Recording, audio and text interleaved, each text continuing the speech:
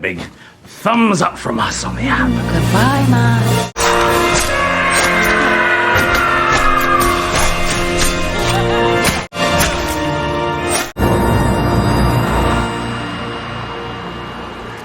Okay, let's go.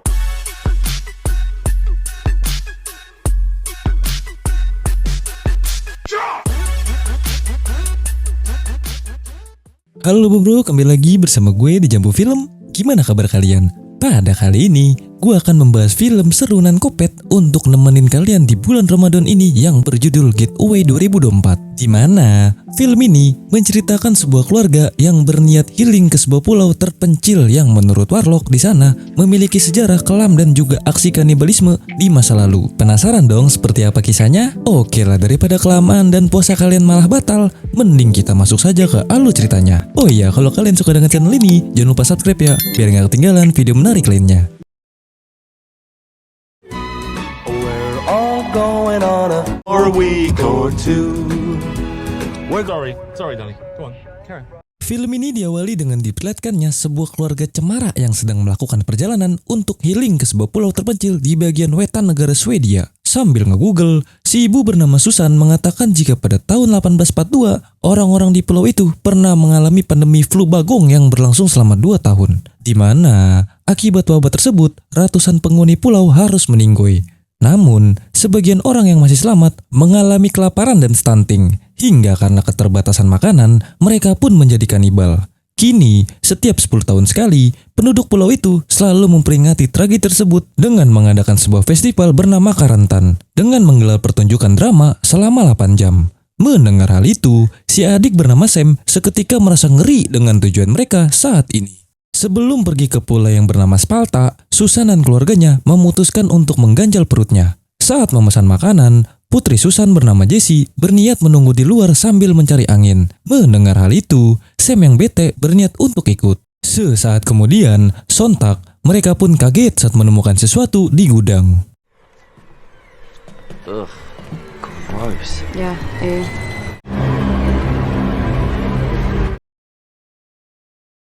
Aneh sekali, mereka pun heran saat menemukan bangkai burung yang terpenggal. Singkat waktu, setelah sarapan, si ayah bernama Richard berkata kita akan berlibur ke Pulau Sparta tepat di hari perayaan Karantan yang diadakan setiap 10 tahun sekali. Mendengar hal itu, sontak, Kentung pun syok parah. Di tengah kepanikan, Kentung meminta mereka untuk membatalkan rencana tersebut karena cenah orang luar sangat dilarang untuk berkunjung di waktu perayaan Karantan. Akan tetapi, Richard tak bisa membatalkannya karena telah memesan losmen di pulau tersebut. Dirasa bebal, Kentung hanya berkata, jika resiko apapun yang terjadi, kalian akan terima sendiri. Dirasa Kentung orangnya parnoan, akibat kebanyakan nonton film kopet, Richard meminta keluarganya untuk bersiap. Sementara ia akan melakukan pembayaran terlebih dahulu. Saat bertransaksi, Kentung kembali memperingatkan Richard untuk membawa keluarganya pergi dan jangan pernah nekat untuk pergi ke pulau itu. Get back into your hired car and fuck off. Sebelum menaiki kapal, mereka pun diminta untuk melakukan pembayaran di muka karena kebanyakan para penumpang saat ini selalu beralasan dompet ketinggalan dan ujung-ujungnya ngutang. Mendengar hal itu, sontak, Richard pun baru sadar jika memang dompetnya ketinggalan di kedai. I think I've left my blooming. Run, quick. Go. Yeah. Go, Richard, run. Hingga tak lama berselang, Richard yang kembali langsung membayarnya di muka dan bergegas melakukan perjalanan. Bagaikan jarang kedatangan bule, para penumpang asli pulau menatap mereka dengan sinis. Di saat itu pula, preman botak bernama Johan mengajak mereka untuk mencicipi sekaleng bulan zero hasil racikannya. You want to make drink with me? Talking to you, you fucking four-eyed. Singkat waktu, sesampainya di Pulau Sparta, Richard pun heran dengan orang-orang pulau yang menghadangnya, bagaikan maling gas LPG. Sesaat kemudian, seorang wanita sepuh bernama Clara langsung mengusir mereka karena sebentar lagi warga di sini akan melakukan festival Karantan yang begitu sakral. Namun, Richard yang terlanjur datang berkata, kami kesini hanya untuk liburan. Saat niatan mereka terus ditentang, Susan yang kesal langsung berkata, sebenarnya kami ingin mengenang nenek moyang kami yang berasal dari Inggris dan terbunuh di sini oleh orang-orang pulau. Who was your ancestor? The brave officers who your ancestors. You will leave this place one way or another. Di tengah ketegangan, si pemilik losmen bernama Matt langsung meminta semua orang untuk tenang. Kemudian, Matt meminta Clara dan yang lainnya untuk bubar karena kedatangan keluarga Richard akan menjadi tanggung jawabnya. Mendengar hal itu, Clara pun berkata, nikmatilah liburan kalian, karena pastinya akan sangat singkat. It will be short.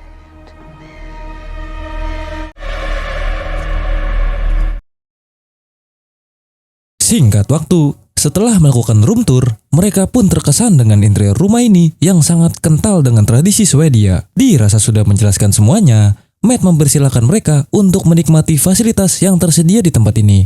Selang beberapa saat, ketika Richard dan Susan sedang memasak, Jesse yang merasakan badannya bau garpit memutuskan untuk mandi.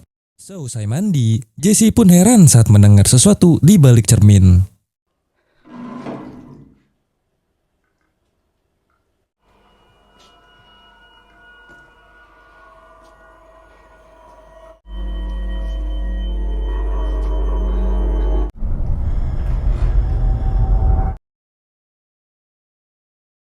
Singkat waktu, di tengah malam, Richard yang terbangun pun heran setelah mendengar suara gaduh dari luar. Di tengah rasa ngeri, Susan yang kesal meminta mereka untuk pergi dan jangan mengganggu keluarganya.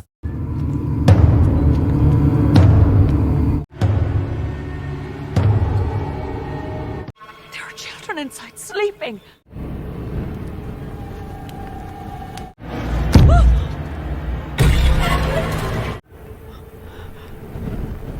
Richard. You can't leave that here. Kira-kira apa yang akan direncanakan Clara? Alah, mana tahu. Lanjut. Di keesokan harinya, Jesse berniat mengatakan sesuatu pada ayahnya. Ia merasa bahwa saat ini mereka sedang diintai. Karena kemarin saat sedang mandi, ia seakan merasa diintip seseorang. Mendengar hal itu, Richard pun berusaha menenangkannya dan mengatakan nanti kita akan membuktikannya. Sesaat kemudian, Richard pun menemui Matt dan melaporkan tentang teror yang dilakukan para warga semalam. Apalagi, mereka sampai memberikan bangkai musang. Mendengar hal itu, Matt pun berjanji akan segera menyelesaikan permasalahan ini dengan para warga. I will take this to the commune. Thank you. I appreciate that. It's Kemudian, scene beralih ke dermaga. Terlihat, pihak kepolisian mendapati Kentung dan istrinya telah tewas mengenaskan. Kira-kira apa yang sebenarnya terjadi? Okay. Nice. Tak.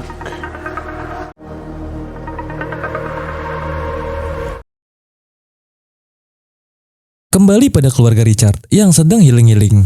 Singkat waktu, Richard pun heran saat melihat warga sini yang mengimpor peti mati sebanyak 4 unit. Daripada pusing memikirkannya, Susan pun menawari Richard servis kenyot Gojek. You want a blowjob?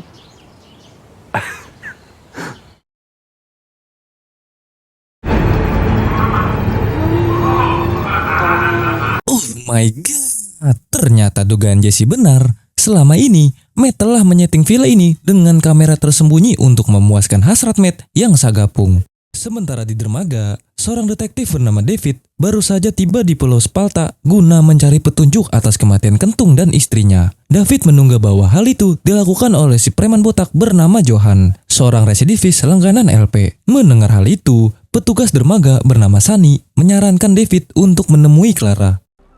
Clara will want to know. Sesaat kemudian, Clara pun kesal dengan David yang mengganggu proses latihan drama. Lantas, David berkata bahwa kedatangannya saat ini berniat mencari Johan, yang diduga sebagai pelaku pembunuhan. Mendengar hal itu, si bewok bernama Stephen berkata, sejak setahun terakhir kami tidak melihat keberadaannya. Kemudian, Clara meminta David untuk segera pergi dan jangan lagi mengganggu proses latihannya. Thank you for your time. Good. You have no jurisdiction here, Detective Fosberg. Judge, it is our way. Just always. Kemudian, scene beralih pada Jesse dan Sam. Mereka yang baru saja selesai berkeliling tiba di sebuah kedai. Tiba-tiba, seorang pria bernama Ilja berkata, jika kedatangan kalian adalah kesalahan besar. Sekembalinya ke villa, mereka pun merasa konyol dengan tingkah para warga yang sok serem. Mentang-mentang mau pentas drama. Sesampainya di kamar, Jessie heran karena kutang dan cangcut payletternya tiba-tiba menghilang. Seakan tahu siapa yang mencurinya, Jessie pun terlihat mendekati cermin.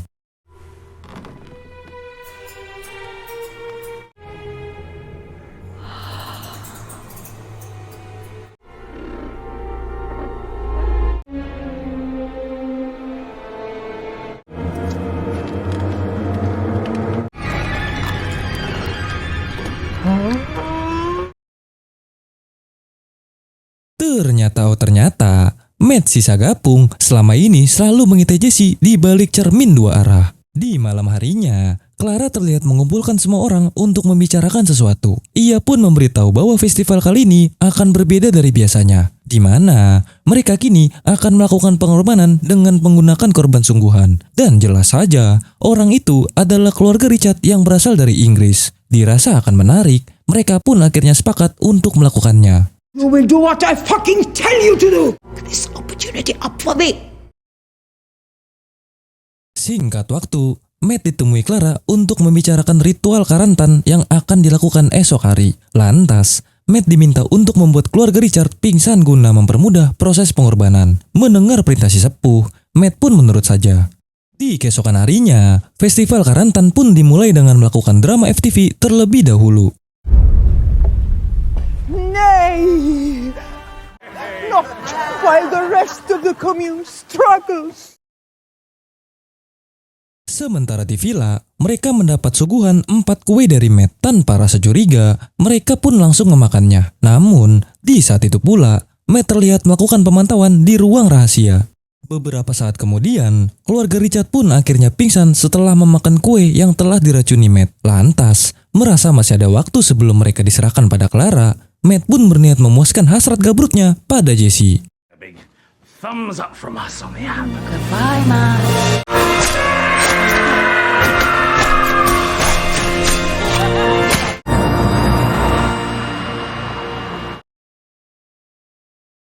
Oh my god! Sontak kita pun tergocek karena sebenarnya keluarga Richard adalah keluarga Kopet. Sungguh tak manuk akal. Sesaat kemudian, dengan gaya keren, keluarga ini bersiap untuk menghabisi seluruh warga di pulau ini.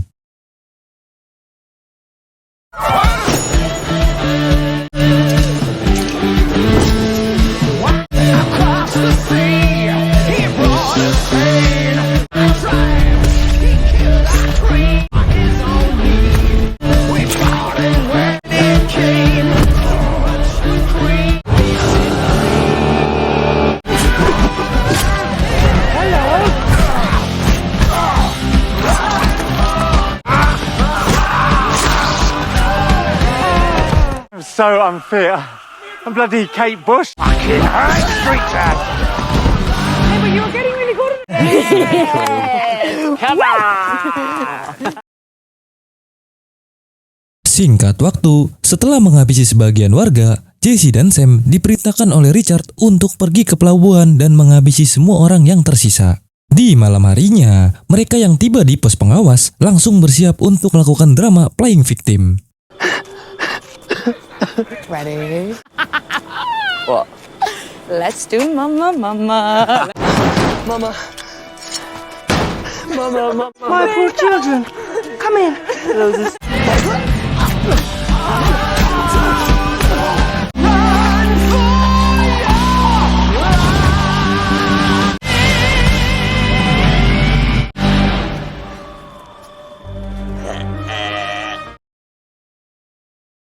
Sungguh licik. Sementara di hutan, Stephen berusaha mengajak Clara untuk bersembunyi. Namun, Clara yang tidak ingin lari berkata jika ia lebih baik mati saat berjuang. Di saat itu pula, tepat di belakang mereka, seseorang pun sedang nge-cosplay menjadi Jilong.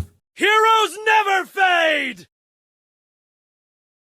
Sementara itu, di pelabuhan terdekat, pihak petugas pun kewalahan saat menanggapi warga yang melaporkan pembantaian yang terjadi.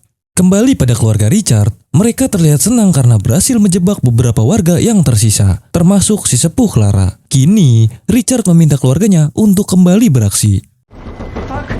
This is you and the day. to wee so badly. Setelah menakuti mereka, Richard pun meminta keluarganya untuk berpencar. Sementara itu, di dalam, Clara yang sudah muak akhirnya berniat untuk melawannya.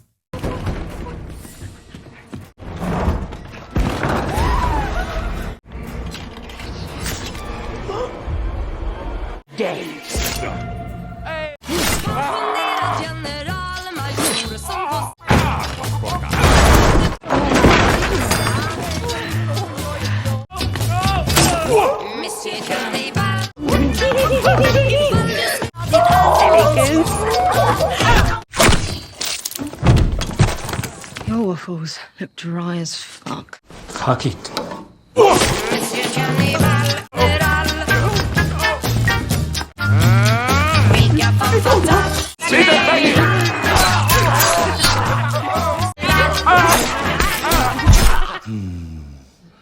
That was good, wasn't it?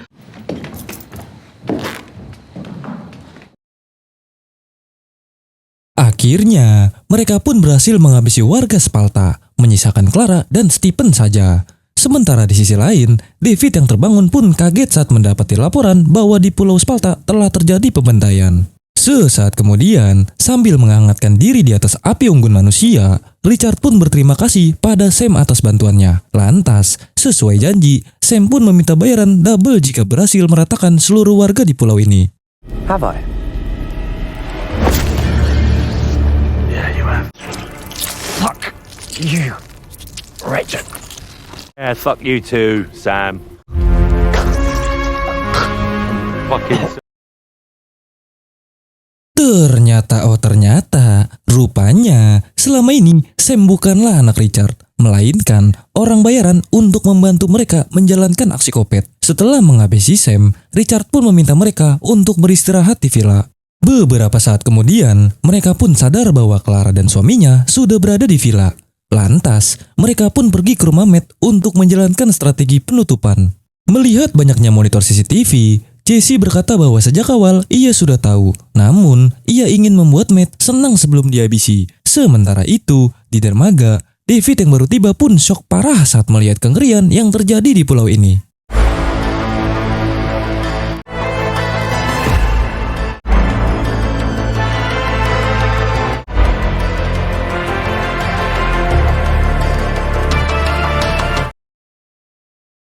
Sungguh psikopat mak kuat. Meski sudah tertembak, Jesse hanya merasakan mulas dan sembelit. Lantas, Clara menanyakan keberadaan orang tuanya. Jesse pun berkata bahwa mereka harus mencarinya sendiri agar lebih menarik. Mendengar hal itu, Stephen pun langsung mencarinya.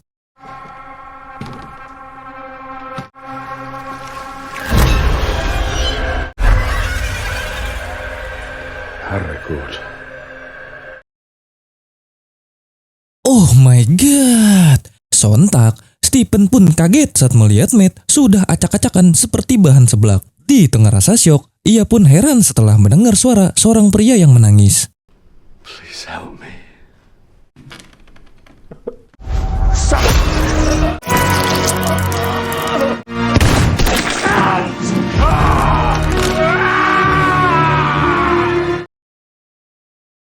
Betapa syoknya Clara saat melihat kekuatan kopet dari keluarga ini. Meski tangan Richard buntung, ia masih terlihat baik-baik saja. Begitupun dengan Jesse.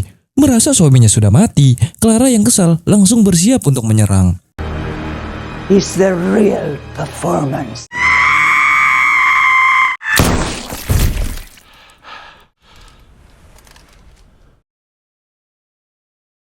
Tak si gobloy, Clara pun disangka sebagai pelaku dari semua ini hingga ia dihabisi oleh David. Merasa ini adalah kesempatan, keluarga kopet langsung berpura-pura menjadi korban. Melihat hal itu, David yang percaya langsung mengajak mereka untuk pergi.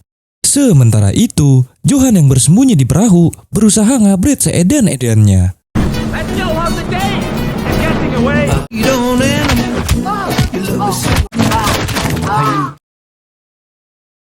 Suwe sekali, Johan yang tidak melakukan apapun harus terfitnah sebagai salah satu dari pelaku pembantaian. Sementara itu, keluarga Richard yang dianggap sebagai korban terlihat masih kuat dan dievakuasi oleh pihak kepolisian. Lalu, film pun sudah berakhir.